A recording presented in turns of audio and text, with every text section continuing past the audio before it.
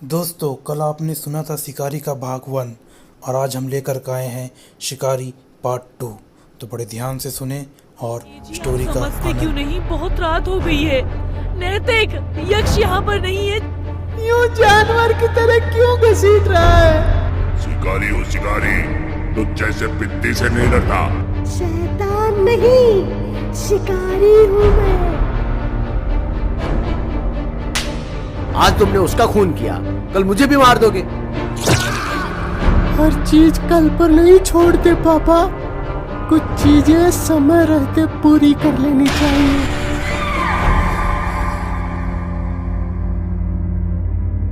घने जंगल में बरसते बादल के नीचे यक्ष पानी से ज्यादा खून से लथपथ था। वो अपने पिता के सीने में खंजर ऐसे उतारे जा रहा था जैसे सालों की रंजिश हो। उसका चेहरा पूरी तरह से अपने ही पिता के खून से लथपथ था। तभी जंगल में एक आवाज को यक्ष ने सामने देखा तो वो उसकी माँ थी, जो उसकी दरिंदगी को देखकर चीख पड़ी थी। एक माँ अपने बेटे की ऐसी हैवानियत देखकर पूरी तरह से टूट चुकी थी। उसके अपने बेटे ने उसके मांग का सिंदूर हमेशा हमेशा के लिए मिटाकर उसे विधवा बना दिया। लेकिन यक्ष की नजर में मानो माँ बाप के मायने ही बदल गए थे। यक्ष के हाथ का खंजर उसके ही पिता के सीने में धंसा हुआ था।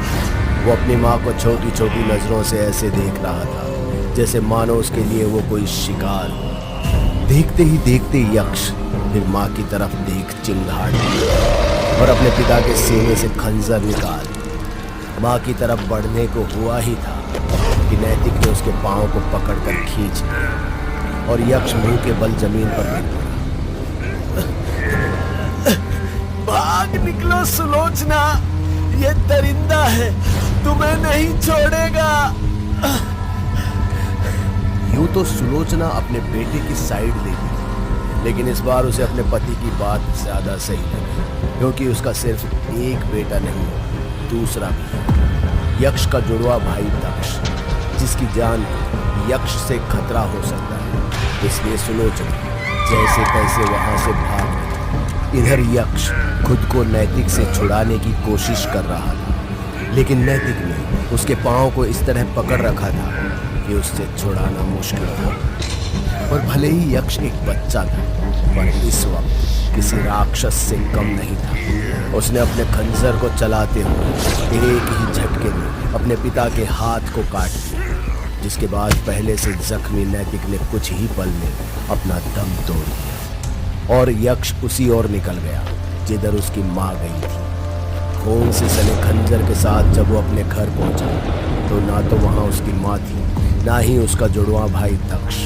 वो वहीं अपने घर के हॉल में घुटने टेक कर बैठ गया। डर कर भाग गए सब, इस शिकारी से डर कर भाग गए। अब मैं अकेला हूँ, बिल्कुल अकेला। माँ, हम कहाँ जा रहे हैं?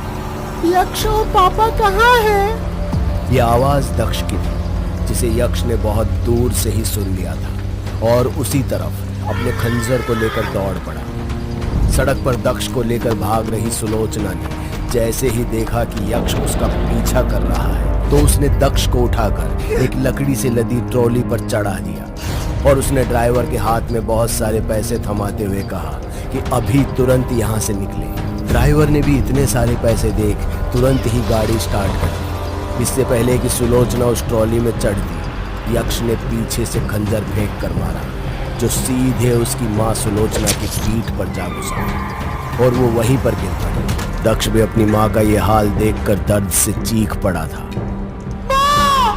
रुको रुको रुको, गाड़ी मत रोको।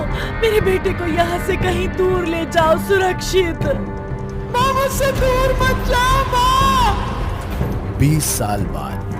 रोते क्यों हो दक्ष? कहीं नहीं गई है माँ। मैं तो उनसे मिली भी नहीं, फिर भी हमेशा ऐसा ही लगता है कि वो हमारे आसपास ही है। और तुम हो कि हमेशा आंखों में आंसू ले आते हो। भला माँ को रोते हुए भी अच्छे लगोगे तुम। पापा मम्मा, मैं रेडी हो गई। आप रो रहे हो, क्या हुआ? कुछ भी नहीं बेटा, बस आपकी मम्मी परेशान कर रही थी। चलो घूमने चलते हैं हम शिमला। 20 साल के बाद अब दक्ष फैमिली वाला हो गया था। उसकी एक सुंदर बीवी और एक 10 साल की प्यारी सी बेटी भी थी। और सभी हंसी खुशी शिमला घूमने जा रहे थे। शिमला में वो घूमे फिरे और शाम होते ही सभी अपने घर के लिए निकल गए। रात को सबने साथ में खाना खाया और सो गए। अगले 2 दिन तक सब कुछ नॉर्मल था। फिर एक दिन स्कूल से खबर आई कि नायरा ने खून की उल्टी की है। दक्ष उसके स्कूल भागा और फिर वहां से सीधा अस्पताल। पर नायरा की रिपोर्ट में तो सब कुछ नॉर्मल था। वो नायरा को लेकर घर आ गया।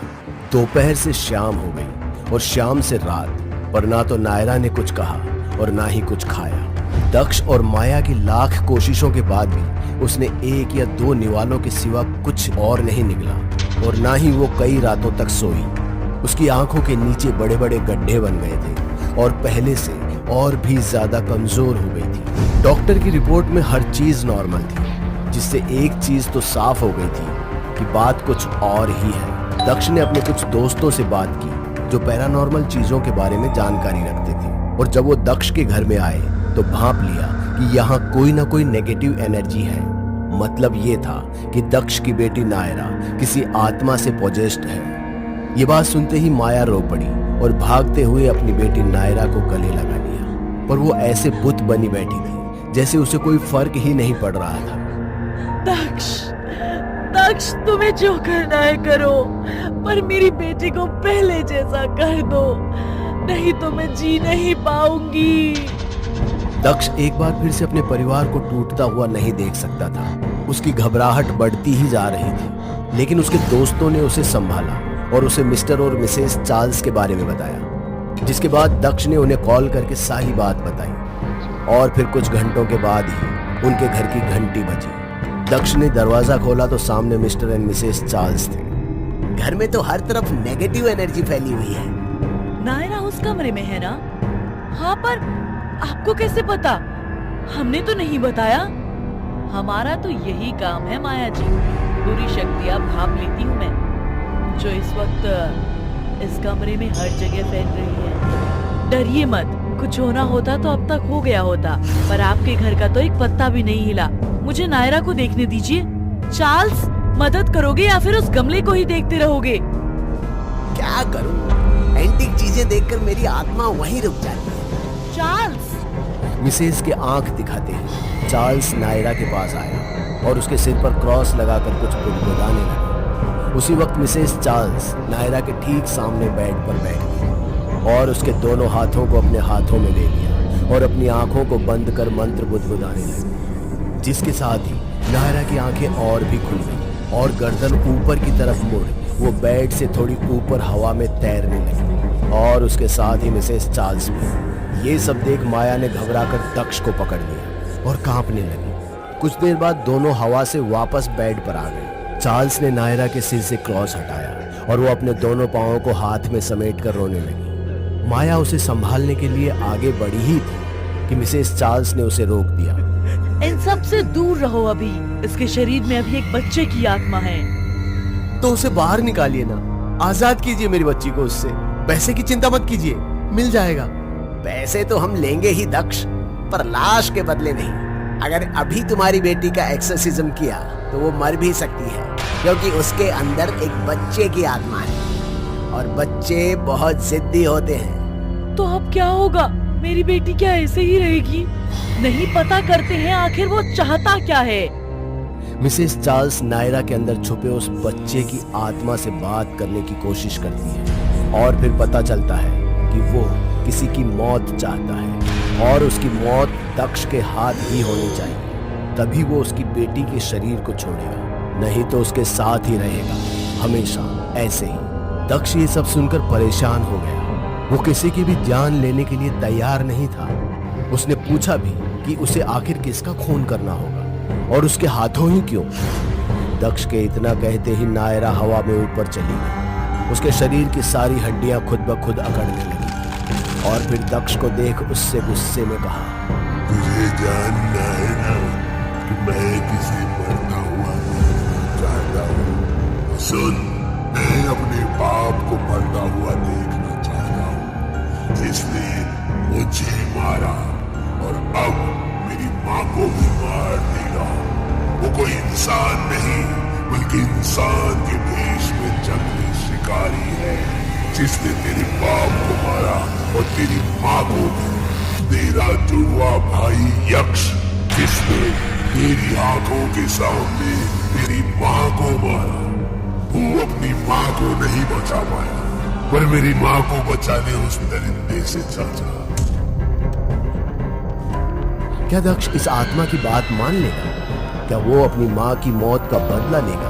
तो क्या दक्ष यक्ष से सामना करने पर जीत पाएगा, या वो भी उस शिकारी का शिकार हो जाएगा? जानेंगे सब, और इस बच्चे की कहानी शिकारी के अगले भाग, जिसे अगर आप जल्दी ही देखना चाहते हैं